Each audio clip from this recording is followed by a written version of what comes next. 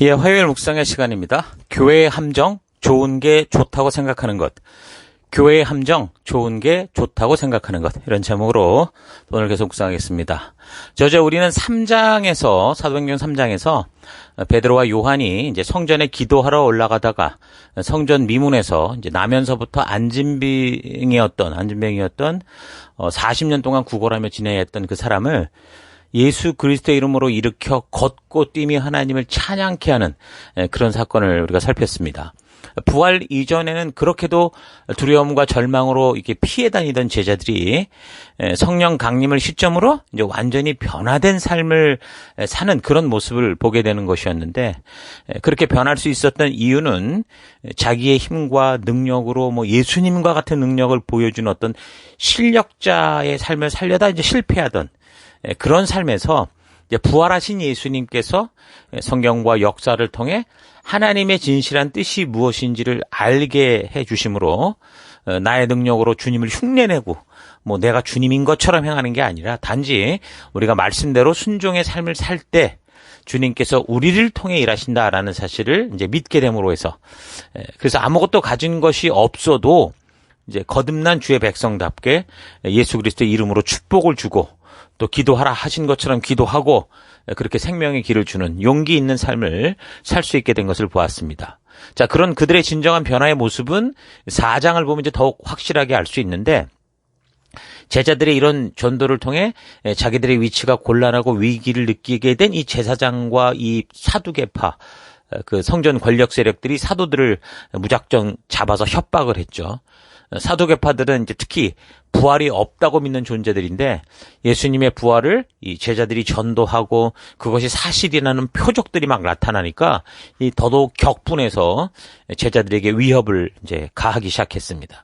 근데 중요한 것은 제자들이 이런 권력자들과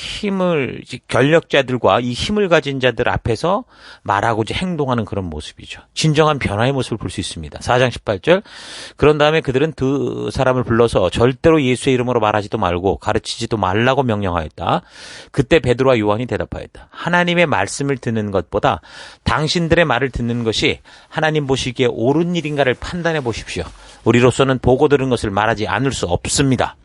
그러니까 겁쟁이였던 제자들의 이런 완전히 변화되어지는 이런 삶은 성경을 통해 어떻게 된 거예요? 하나님의 진심을 바르게 만나게 됐고, 그래서 하나님을 향한 완전한 그 믿음을 가질 수 있었기 때문입니다.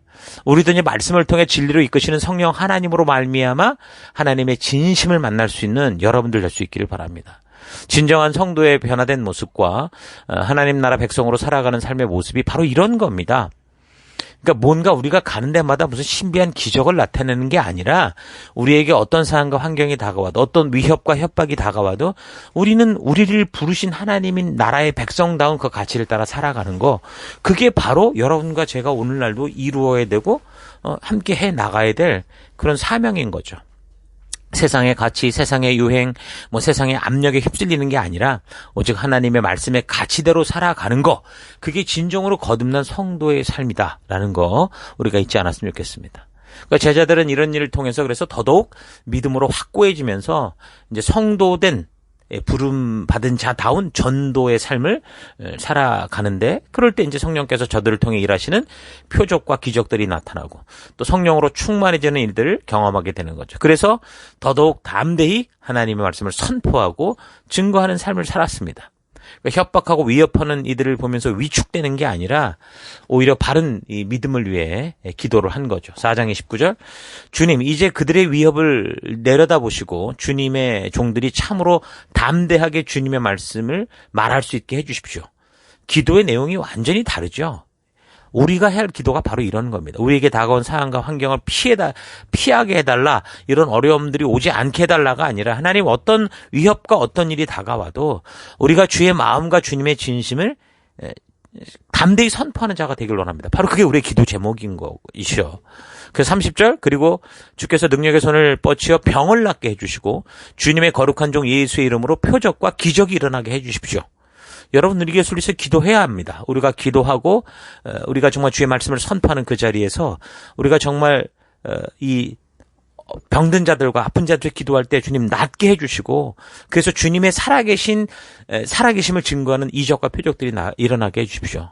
정말 우리가 이 셀 속에서 간절히 우리가 기도하고 중보하며 나아가기를 바랍니다. 31절, 그들이 기도를 마치니 그들이 모여있는 곳이 흔들리고 그들 모두가 성령으로 충만해서 하나님의 말씀을 담대히 말하게 되었다. 그러니까 내가 그동안 신앙 안에서 살아오면서 이런 성령 충만으로 말미암는 이런 말씀의 감격과 이 기쁨을 전하고자 했던 이런 제자들과 같은 경험이 없었다면 4장에서의 제자들과 같이 우리가 기도하면서 정말 그런 담대한 기도를 통해 성령의 임재를 여러분 간구하시고 기도하시기 바랍니다. 이런 일들로 인해서 이제 믿음의 공동체에는 말씀대로 살아내는 그런 열매들이 나타났는데, 하나님의 능력을 이용해서 자기 혼자 잘 살아보려고 하는 그런 게 아니라 뭐 밑빠진 독에 물 붓듯이 계속 모으고 축적하고 더 주십시오, 더 달라 하는 그런 삶이 아니라, 더 많이 가지려고 막 자기 창고를 늘려내는 그런 삶이 아니라 오히려 내 것으로 부족한 자들과 함께 나누는 그런 실천의 삶을 살게 된 거죠. 그러니까 내 그릇을 말씀에 따라 정하는 겁니다. 내 삶의 그릇, 내 한 달의 이 재정적인 이 삶의 이런 어떤 어떤 규모를 성경의 가치를 따라 정하고, 그리고 그 그릇을 넘쳐 흐르도록 주시는 하나님의 은혜가 있다면 그것을 우리가 모으고 저장하는 게 아니라 흘려보내는 그런 삶을 살게 되는 것. 그게 진정한 하나님 나라의 가치를 실현해내는 이 초대교회가 보여주는 성령의 임재로 말미암아 하나님의 진심을 알게 된 사람들이 살아가는 삶의 모습이었습니다. 이것이 하나님의 나라인 것이었죠. 그게 오순절, 맥추절의 그 절기의 의미이기도 했다고 그랬잖아요. 그래서 그 말씀대로 하나님의 뜻대로 하나님의 나라가 이루어지고 실현되는 모습이 바로 이렇게 하나님의 말씀, 하나님의 진심을 알게 된 하나님의 백성들의 모습이었다라는 겁니다. 그래서 그런 유무상통하는 삶을, 그런 축복된 공동체, 그런 삶을 이어갈 때 이와는 아주 대조적으로 또 이런 공동체 속에서 전혀 다른 어떤 목적을 가지고 살아가는 삶의 이야기가 이제 5장에 나옵니다. 그 5장에는 아나니아와 삽비라라는 이 부부에 관련된 얘기가 나오는데요. 유무상통하는 그 삶들을 보면서 아마 이 부부도 자신들의 재산을 좀 팔아서 좀 그런 이런 하나님의 은혜로 말미암는 이 열매 맺는 삶에 자기들도 뭔가를 동참하려고 했던 것 같아요.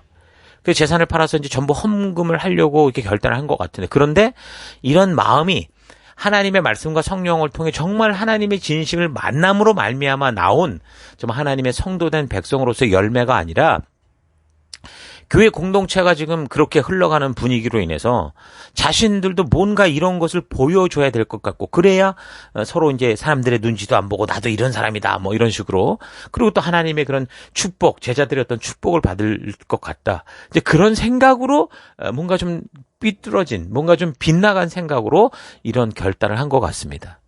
그래서 이제 자신들의 소유를 팔아서 헌금하려다가 이게 뭐 욕심이 생겼는지 아니면 원래 그렇게 이제 머리를 굴리는 건지, 다 이제 자기들이 뭐 이걸 다 하나님께 바치겠다라고 말해놓고, 예를 들면 그 일부 조금만 가지고 와서 드린 겁니다. 그래서 결국 이런 행동이 성령 하나님을 속이는 거짓말이었다, 이래가지고 그 자리에서 죽는 그런 사건이 생긴 거죠. 이 사건을 지금 사도행전에서 굉장히 크게 다루고 있거든요. 이 단지 탐심이 생겨서 뭐 성도들이 하나님께 뭐 이렇게 은혜 받았을 때 헌신하기로, 헌금하기로 한 결단한 금액에 뭐 얼마를 안 내면 너가 어떻게 되는가, 너는 다 죽는다, 이런 위협을 위해서 적은 그런 기록은 아닙니다, 이게. 그렇다면 왜 이렇게 헌금의 일부를 바친 것 때문에 그 자리에서 죽는 그런 일까지 벌어졌는가? 그러니까 지금 초대교회의 영적 분위기가 어떻다고 그랬습니까? 예수 그리스도의 십자가의 희생과 부활로 하나님의 진심을 알게 됐고, 성령 하나님의 임재로 하나님의 왕되심을 믿는 믿음으로 살아가는 정말 하나님 나라가 실천되어가는 그런 공동체로 드러나고 있었죠. 그러니까 하나님의 진심을 알게 되는 백성들이 하나님께서 주셨던 법도와 규례와 명령의 그 가치대로 살아가는 진정한 하나님의 나라가 실현되고 있었습니다. 막 이제 정말 새롭게 다시 예수님의 피로 세운 그 정말 말하자면 새로운 시작이 이제 됐다고 볼 수 있는데, 그래서 이제 그 하나님을 향한 믿음으로 정말 이 백성들이 그 말씀과 같이 먼저 그의 나라와 그의 의를 구하는 그런 하나님 나라를 실천하는 삶을 살아가고 있었죠. 근데 그런 예로 4장 끝에 보면 바나바라는 사람이 헌신하는 또 기록이 나옵니다. 32절 많은 신도가 다 한 마음과 한 뜻이 되어서 누구 하나도 자기 소유를 자기 것이라고 하지 않고 모든 것을 공동으로 사용하였다. 사도들은 큰 능력으로 주 예수의 부활을 증언하였고 그들은 모두 큰 은혜를 받았다. 그들 가운데는 가난한 사람이 하나도 없었다. 땅이나 집을 가진 사람들은 그것을 팔아서 그 판돈을 가져다가 사도들의 발 앞에 놓았고 사도들은 각 사람에게 필요에 따라 나누어 주었다.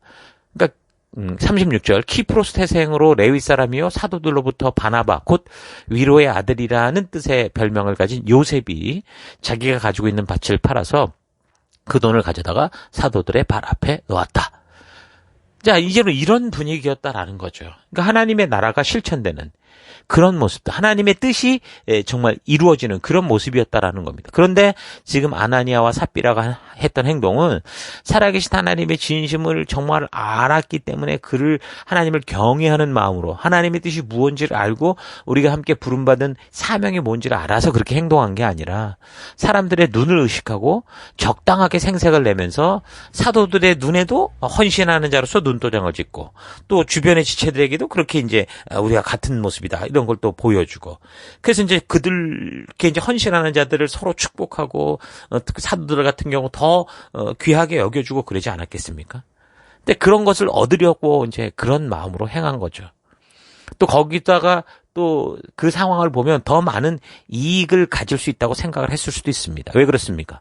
자신이 바치기로 한 이만큼은 중에 얼마만 갖고 왔기 때문에 나머지는 이미 있잖아요, 자기한테. 그러니까 자기가 숨긴 거는 그대로 있는데, 근데 겉으로는 이제 다 바쳐서 없는 것처럼 해가지고, 필요에 따라 나누어주는 돈이든 식량이든 뭐 당당히 요구하고, 자신들의 그릇을 더 빨리 채우는 그런 삶을 살려고 했다라는 거죠. 그러니까 신앙의 문제에 있어서 모든 타락의 현장, 신앙이 좋지 않은 그 현장을 잘 보면 이런 사람들의 이 특징은 대부분 하나님을 두려워하지 않습니다. 그러니까 하나님에 대한 감각이 떨어져 있죠.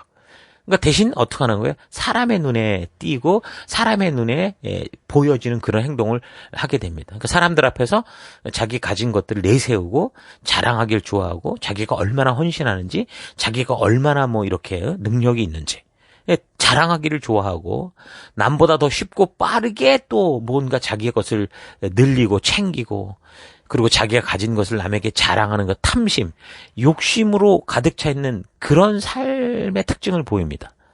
다시 말해서 하나님의 말씀이 주는 가치를 소홀히 여기고 세상과 세속의 가치를 따라 세상에 있는 모든 것, 곧 육신의 욕망과 안목의 정욕과 자기가 가진 것으로 사람들 앞에서 자랑하고 얼마나 자기가 이 다른 사람들과는 차원이 다른 그런 삶을 사는가. 이런 과시하는 삶을 살기를 굉장히 좋아하죠. 오늘날 이 권세를 가진 자들, 남보다 제법 좀 돈을 뭐 많이 벌었다는 사람들, 또는 뭐 다른 사람들보다 더 많이 공부를 했다. 이런 사람들을 보십시오. 지금 이 시대는 전부 자신을 과시하는 그 경쟁으로 끝없이 높은 바벨탑들을 쌓고 있습니다. 누가 더 높으냐? 내가 인싸고 너는 아싸다. 인사이드다, 아웃사이드다. 이런 걸 구분하고. 초등학교에서는 뭐 요즘에 보니까 친구를 사귀어도 같은 학교에서도 같은 반에서도 같은 아파트 단지. 그러니까 사는 수준이 비슷한 그런 애들끼리 모인다죠. 또 친구 모임이든 사회 모임에 가려면 뭔가 쟤들에게 꿀리지 않는 뭐 유명 브랜드의 옷이나 명품 백이나 비싼 차 이런 걸 끌고 나가는 건 기본이고 대다수 사람들과 자신을 구별해서 자신만의 우월한 지위나 신분, 이 축척한 부를 자랑하고 드러내려는 은근히 보여주는 그런 세상이죠. 뭔가 있는 사람들만 그렇게 차별을 만들고자 하는 게 아니라 가만히 보면 이게 또 참 아이러니하게도 없는 사람, 약한 사람의 입장에서도 또 그런 뭔가 그런 사람들에게 품는 질투, 열등감 이런 거가 뒤섞인 그런 감정, 시기심 같은 게 생겨서 이런 흐름에 똑같이 결국엔 휩쓸리는 걸 봅니다. 요즘과 같이 지금 어려운 시기에 있는 사람들은 경제가 좋지 않지만 난 이렇게 살 수 있어 이런 어떤 그런 과시욕을 드러내고 그거를 보는 없는 자들의 입장에서는 그런 모습에 대한 원한과 시기심 이런 게 만들어져서 자신들도 무리를 해서라도 나도 만만치 않아 이런 그런 심리로 인해서 저 성장시대 저성장 시대는 지금이 저성장 시대 어려움이 가중되는 이 시대에 상대적으로 그래가지고서 이런 이상한 현상들이 더 과시욕들이 더 괴리감 때문에 커진다라는 거죠. 그러니까 뭐 있는 자나 없는 자나 저성장일 때 더 뭔가 자기 있는 것처럼 과시하려는 그런 이상한 사회 현상들이 벌어진다고 합니다.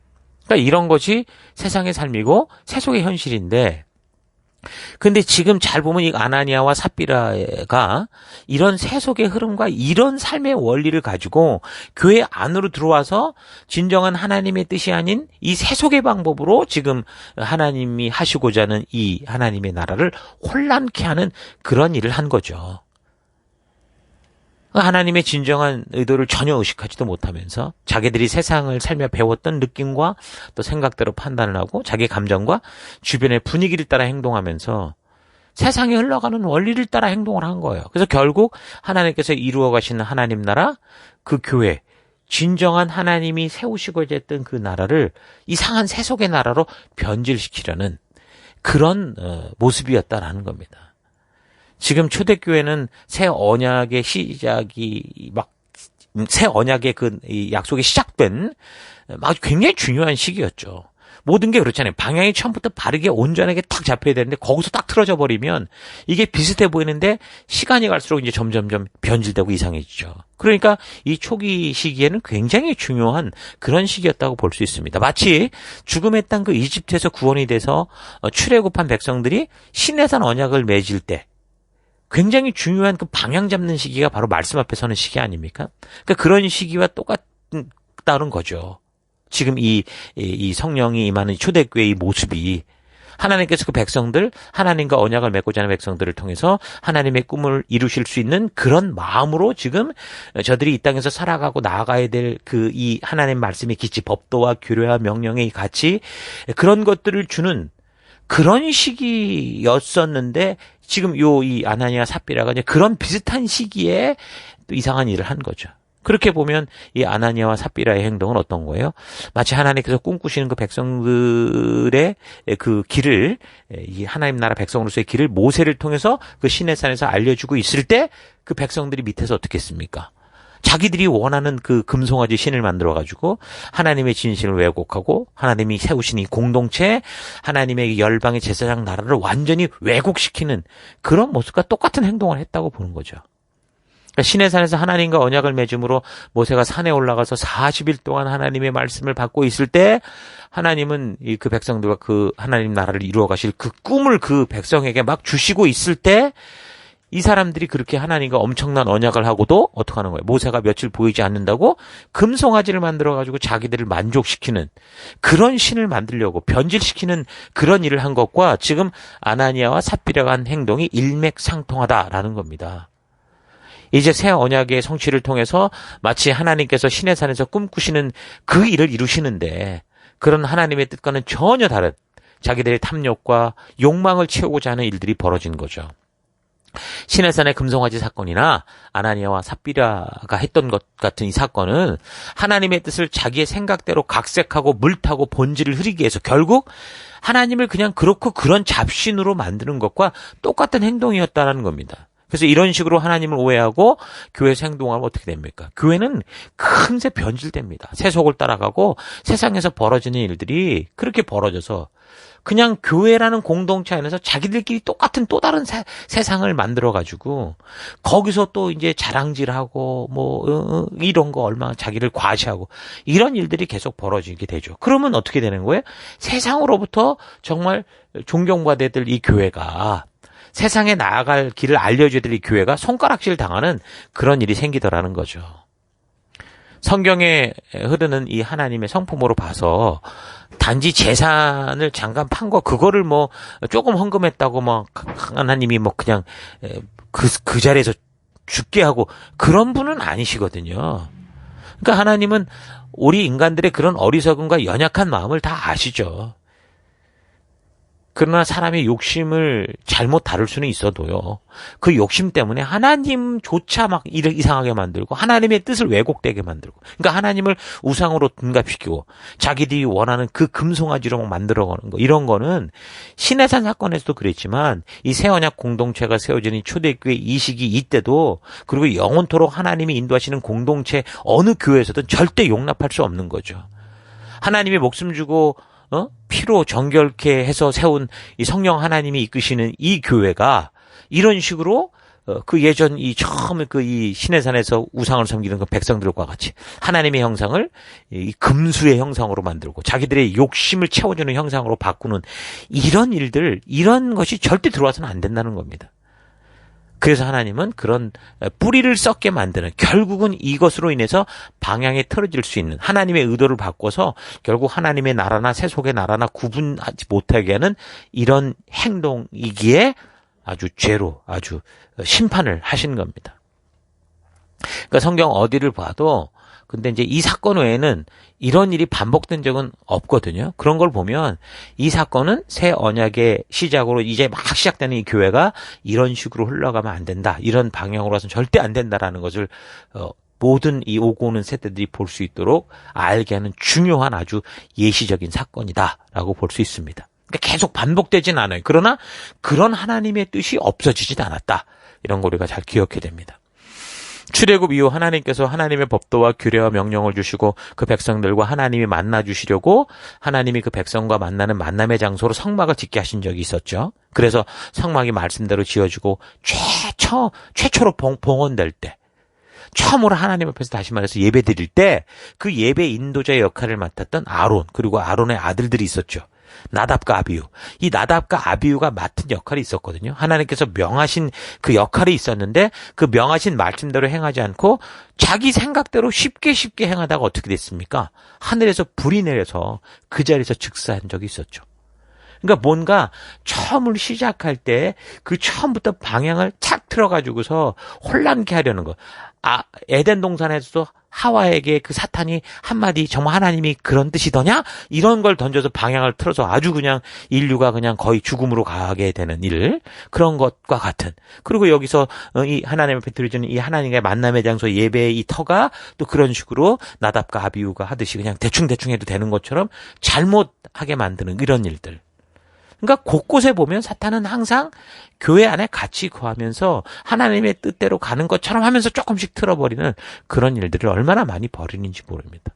오늘날도 그래서 우리가 이런 것들을 정말 경각심 있게 잘 보고, 그래서 우리가 하나님 백성으로 살아간다는 게 좋은 거지 뭐 그런 식으로 그렇게 생각해서는 안 됩니다. 이거 뭐 까다롭게 왜 그러느냐, 이렇게 할 문제가 아니라는 거예요. 이건 심각한 거예요. 절대로 교회 안으로 들어와서는 안 되는 것이 사람들이 자기의 편리와 욕심대로 행하기 위해 좋은 게 좋은 거 아니냐, 이런 식으로 하나님의 뜻에 물타는 것 같은 이런 행동은요, 정말 오늘날 너무도 많은 교회에서 일어나고 있는 아주 심각한 일인데, 여러분 절대 이런 일이 반복돼서는 안 됩니다. 하나님은 언제나 인간들과 좋은 관계 가운데 지내시기를 원하시지만 하나님의 이런 분명한 뜻, 이 생명으로 가는 이 뜻이 틀어지는 이런 일들이 생기는 거, 그러니까 좋은 관계인데 하나님의 뜻대로 가질 않아, 교회 안에서. 이런 거는 하나님이 절대 용납하지 않는 겁니다. 그건 단지 인간들끼리 자기들끼리 좋아서 교제하는 것이죠. 하나님의 뜻이 왜곡되고 변질되는 관계가 새 언약교회에 절대 심어질 수 없고, 지금 이 시대 어느 교회든 절대로 이것은 타협해서는 안 된다는 것을 분명하게 말씀해 주시는 사건이 바로 아나니아와 삽비라 사건이죠. 근데 너무도 많은 사람들이 이 피로 사신 하나님의 교회를 교회당이 아닌 교제당으로 만들면서 살고 있습니다. 특히 이민교회는 조국에서부터 이제 이렇게 와 있다 보니까 당연히 한국 같은 민족이 별로 없으니까 다 그냥 무슨 하나의 어떤 이 커뮤니티 사회처럼 이렇게 모이잖아요. 어떻게 보면 전도에 좋은 기회인데, 이게 교회가 목사가 바른 뜻으로 하나님의 길로 나아가려는 그런 의지와 결단이 없으면 이 교회가 교제당이 되고 맙니다. 그러니까 전부 세상에 그 틀 그대로 그냥 교회 가지고 들어와서 그냥 다만 그래 우리 예배 드려줄게, 그래 우리가 헌금 드려줄게, 그래 교회당 지어줄게, 이래가면서 자기들이 원하는 참 안타까운 그 일들을 만드는 경우가 이 이민교회에 얼마나 많습니까? 여러분 우리가 잘 각성해야 됩니다. 이 아나니아 삽비라 부부의 사건들의 이런 본질을 잘 파악하지 못하면 목사들도 그 일에 협력합니다. 강단에서 성도들에게 헌금 많이 내게 막 그렇게 결단한 성도들이 마음으로 번복을 못하도록 하는 일에 이런 사건을 도용해서 그들을 협박하는, 그냥 협박이라고 말할 수 없지만 얼핏 들으면 그렇게 협박 같은 그런 말들을 전하고, 성도들조차 이런 잘못된 교육으로 인해서 하나님이 원하시는 그 진심을 파악하지 못한 채 그저 그냥 헌금 문제를 놓고 고민하고 갈등하고 그냥 외식적인 삶을 살아가는 일들이 수다한 거죠. 여러분, 교회는요, 하나님의 진심을 알아야 되는 것입니다. 우리가 교회로 모일 때 가장 그래서 중요한 게 하나님의 뜻, 하나님의 진심을 알아가는 거예요. 그래서 예배 중에서도 말씀이 중요한 거죠. 그래서 우리는 어떤 일을 하든지 이 목적이 항상 가장 모임의 기초가 되고 활성화가 될 수 있도록 이 말씀 중심의 그런 이 모임들을 우리가 만들어 가야 되는 겁니다. 그저 좋은 게 좋은 거라고 교회도 사람을 모으려고 하니까 그렇게 말씀만 하면 사람이 안 온다. 또 말씀이 어렵고 그러면 안 온다. 이래가지고서 어떡합니까? 자꾸 설교도 짧아지고 내용도 쉬워지고. 그러니까 사실은 그러다 보면 별 의미 없어요. 뭐 여기저기 뜯어다가 얘기를 하는 거니까 그냥 이야기만 하고 있을 뿐이지 하나님의 뜻은 전혀 전달되지 않는 그런 식이 마치 무슨 교회가 부흥할 수 있는 방법인 것처럼 얘기를 하고. 그러다 보니까 이제 목사들도 그런 사람들이 모여야 뭘 해먹는 수 있지 않냐라고 생각을 하니까 뭐 사람들이 집중력이 원래 20분, 30분밖에 안 된다 이래가면서 이제 말했던 것처럼 성경에 한 구절 뽑아놓고 이 말, 저 말, 이 얘기, 저 얘기 그냥 다 갖다 붙이는 그런 식의 이 말씀을 자꾸 전하게 되고, 그러니까 하나님의 진심에 물타는 식의 설교를 하고 혼란케 하는 설교를 하고 이렇게 하는 거죠. 근데 여러분 생각해 보십시오. 하다못해 뭐 중고등학생들 이 수업도 50분이 넘고 대학교 같은데 좀 심도 있게 전문적 교육을 할 때는 뭐 한두 시간, 두세 시간 강의는 뭐 기본으로 하는 그런 판에 불과 그 짧은 설교로 어떻게 하나님의 그 진정한 뜻을 전하고 알 수 있게 하겠습니까? 안 되죠. 근데 그럼에도 불구하고 교회가 하나님의 진심을 전하는 이 역사를 가르치지 않고 그저 온갖 여러 가지 프로그램들을 가지고 사람들을 순식간에 많이 모아서 사람들의 주목도 받고 또 재정도 많게 하고, 그래서 이제 말하자면 종교계의 인싸가 되고자 하는 그런 일들이 너무 치중되어 있는, 그런 일들에 너무 치중되어 있는 이런 모습은 정말 병든 교회의 모습입니다. 그래서 마치 무슨 이 지역에서 무슨 교회 무슨 노회장이니 이런 걸 뽑으면 이건 일반 세상 선거와 뭐 비교할 수 없는 부패한 선교들이 얼마나 많은지 끔찍한 일들이 벌어지고 있죠.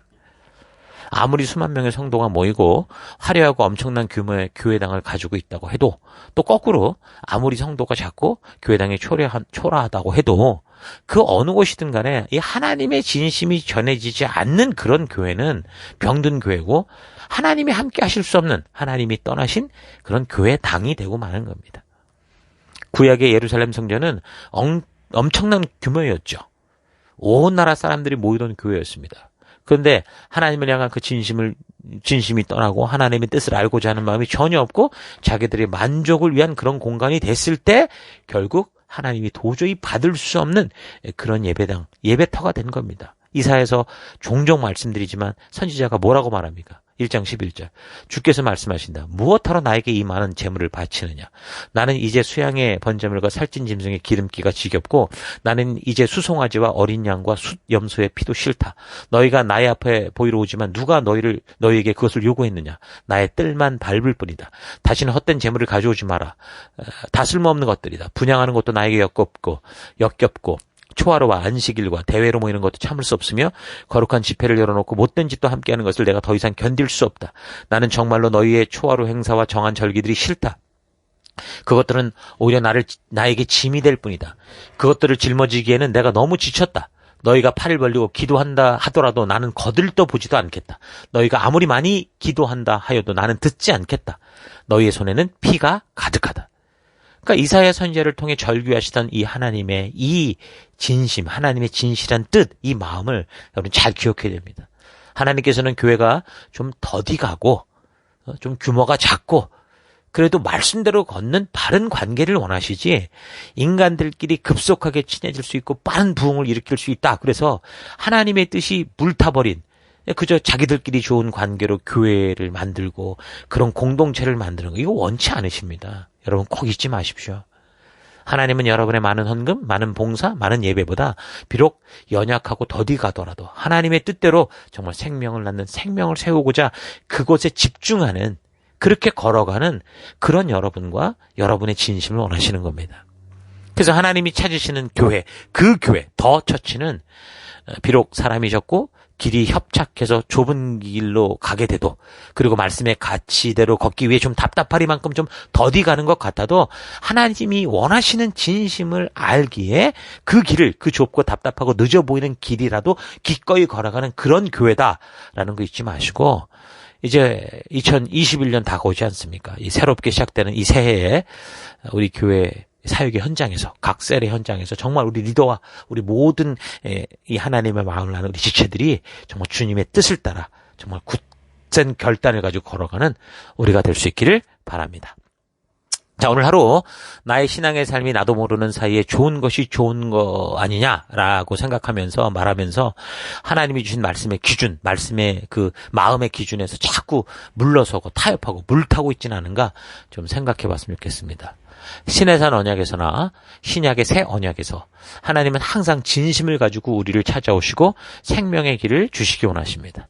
진정한 하나님의 나라가 건강하게 서가기를 원하시죠. 그래서 우리가 잘못거리면 교회 안에서조차 지옥으로 가는 그런 일이 없도록 하나님은 법도와 규례와 명령을 통해 우리가 타협할 수 있는 것과 그렇지 않은 것에 대한 아주 정확한 그런 기준을 말씀해 주셨죠. 이렇게 분명한 뜻을 전하신 것은, 그러니까 이 교회가 우리끼리 그냥 좋은 게 좋은 거 아니냐, 뭐 그렇게 까다롭게 구르냐라고 생각하면서 살아가는 게 잘못된 거다라는 걸 알게 하시는 거죠. 하나님의 말씀은 호불호의 문제가 아니라 생명과 죽음에 관한 문제, 그것도 영원한 생명과 영원한 죽음의 문제를 다루고 있다라는 거 잊지 마십시오. 우리가 에덴 동산에 그 어떤 것도 먹을 수 있었지만 그럼에도 불구하고 절대로 먹어서 안 되는 것이 있다라는 이 사실, 그리고 그것을 어기고 먹을 때 결국 우리가 감당할 수 없는 절망과 죽음의 길을 가고 죽음으로 떨어진다라는 사실을 잊지 마십시다. 아무리 자녀가 귀엽고 사랑스러워도 그 애가 그 독약을 꼭 한 번만 맛보고 싶다, 먹어보고 싶다 간절하게 바란다고 해서 그걸 들어줄 수 있습니까? 그럴 수 없죠. 그러니까 그것은 경험에 관한 게 아니라 생명에 관련한 것이기 때문에 그런 겁니다. 마찬가지로 하나님께서 우리에게 하지 말라 하는 것은 경험적 차원에서의 문제가 아니라 우리의 영원한 생명에 관한 문제이기 때문에 그렇게 말씀을 해주시는 거죠. 이런 사실 잊지 마시고 우리에게 주어진 삶의 현장에서 좋은 게 아니냐라는 식의 타협하는 인생이 아니라 오직 우리의 주께서 주신 그 법도, 그 규례, 그 명령 그대로 바른 길을 곧게 걷는 여러분 그런 삶 되시기를 축원합니다. 자, 오늘 하루도 힘내십시오. 잠시 기도하겠습니다. 하나님은 우리에게 생명과 관련된 위험을 말씀해 주시는데 나는 자꾸 그 생명과 관련된 것을 범하면서도 좋은 게 아니냐라는 식으로 하나님의 말씀에 물타는 식의 그런 미신과 같은 신앙생활을 해온 것을 회개합니다. 하나님께서 말씀하시는 것은 우리의 생명과 영원한 생명과 축복에 관련된 것이다 라는 사실을 잊지 않고 하나님 주신 말씀 그대로 용기 있게 순종하는 믿음의 삶 살아가기 원합니다. 교회를 위하는 것처럼 하면서 자기의 생각대로 하고자 하는 아나니아와 삽비라 같은 인생이 아니라 우리 주님께서 주신 생명의 법을 따라 그대로 살아내는 내가 되기 원합니다. 하나님, 이것이 좋은 게 아니냐라고 생각하는 이것이 결국에는 우리를 모두 지옥으로 떨어지게 할 수 있다라는 거 잊지 않고 하나님 우리가 그래서 더욱더 주의 말씀대로 그대로 그 말씀대로 순전하게 행해가는 우리가 되길 원합니다. 그 길로 우리를 이끄시고 인도하신 하나님 감사드리고 예수님 이름으로 기도했습니다. 아멘.